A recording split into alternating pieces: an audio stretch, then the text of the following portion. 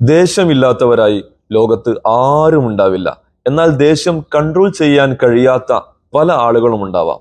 ദേഷ്യം ഒരു വികാരമാണ്, മനുഷ്യ സഹജമാണ്. അതെന്തായാലും ഉണ്ടാകും. അതെങ്ങനെ കൺട്രോൾ ചെയ്യണം, എങ്ങനെ നിയന്ത്രിക്കണം എന്നിടത്താണ് നമ്മുടെ വിഷയം കിടക്കുന്നത്. അള്ളാഹുവിന്റെ റസൂൽ കരീം സല്ലല്ലാഹു അലൈഹി വസല്ലം തങ്ങൾ പറയുന്നു, ലൈസ ശദീദു ബിസ്സുറഅ ഇന്നമ ശദീദു ലദീ യംലികു നഫ്സഹു ഇൻദൽ ഗളബ്.